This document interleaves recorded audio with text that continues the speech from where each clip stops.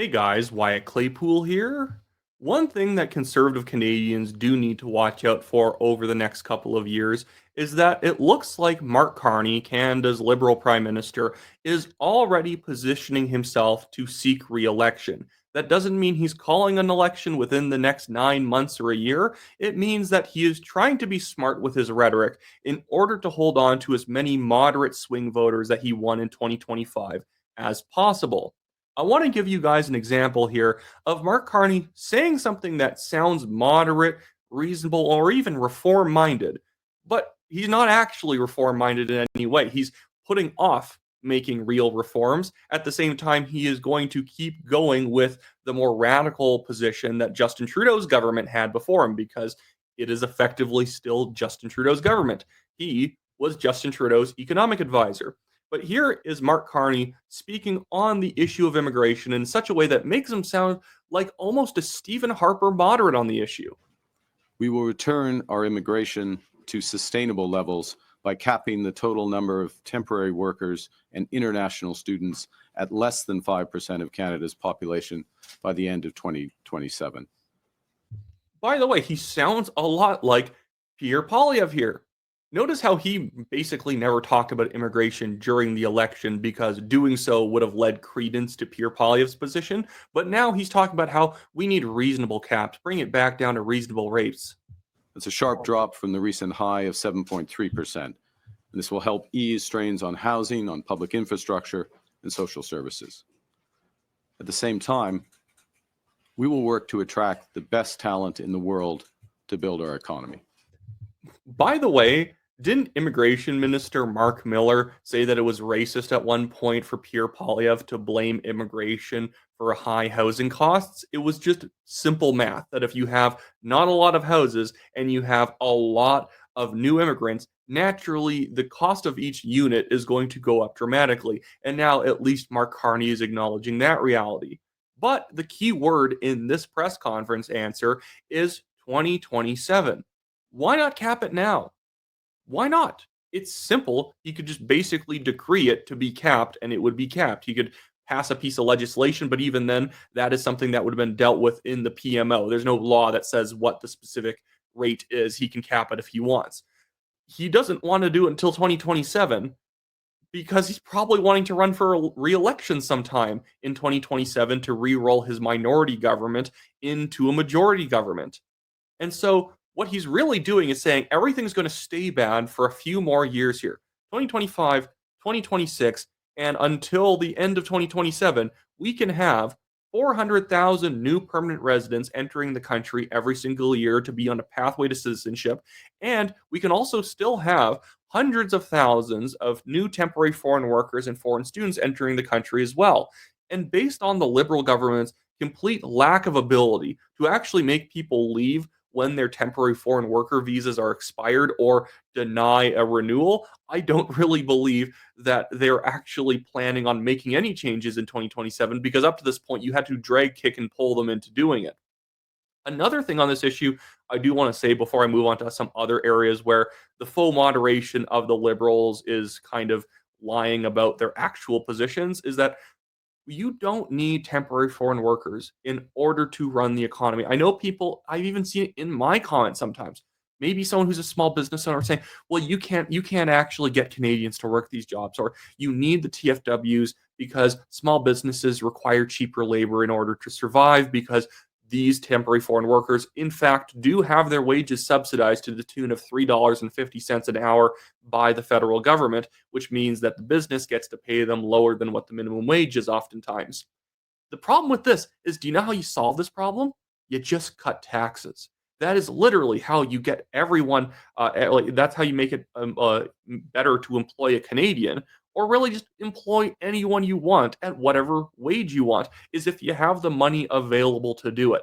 I always find it weird how people will have the actual problem of taxes sort of get superseded in their mind of supporting something like the temporary foreign worker program. So people you would assume should be very capitalistic business owners who should care about just lowering their over tax burden so they can spend their own money on what they actually want to spend it on. They are then almost so beholden to the government's TFW program that instead of criticizing the overall taxation, they then criticize people who want to reduce the amount of TFWs.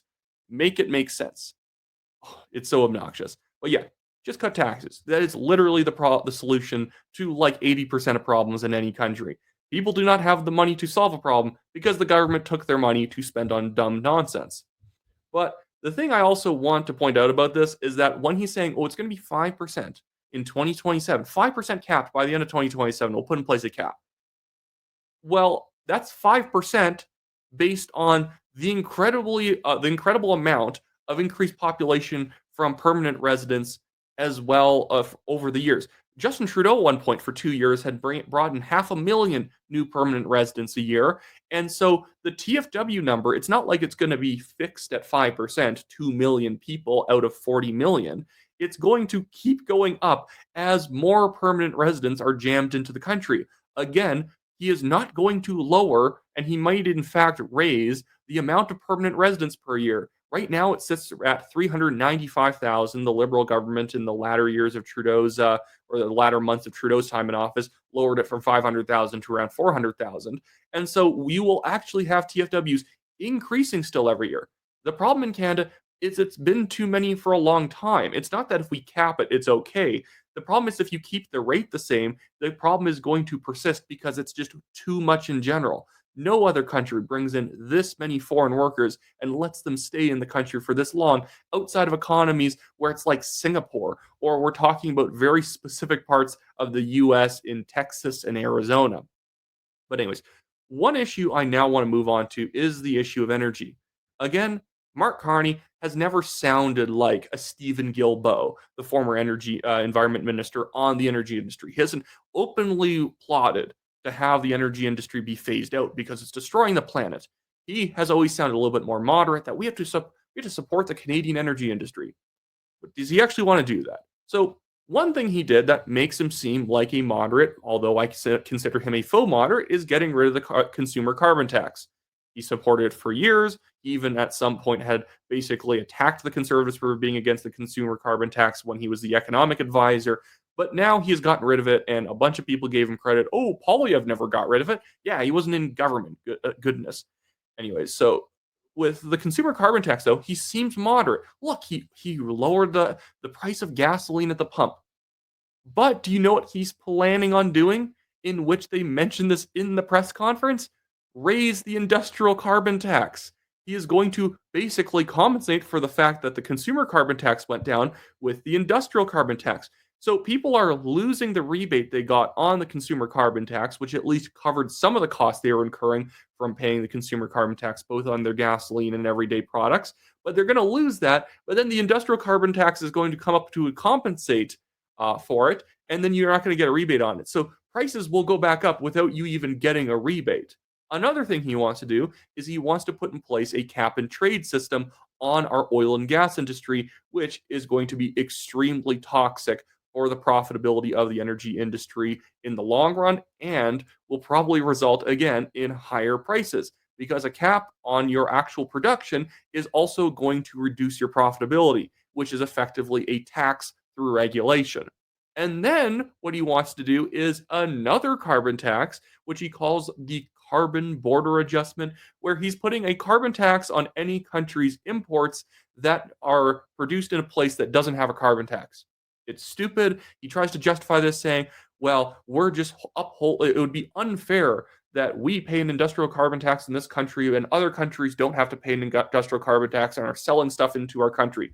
One, he sounds a lot like Donald Trump when he claims things like that.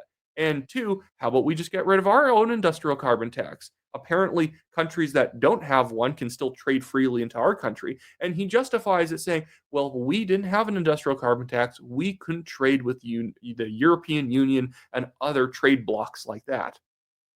That's nonsense. How does the US, how does Russia, how does China, how does India sell things into the EU and to the United Kingdom without carbon taxes? What a concept.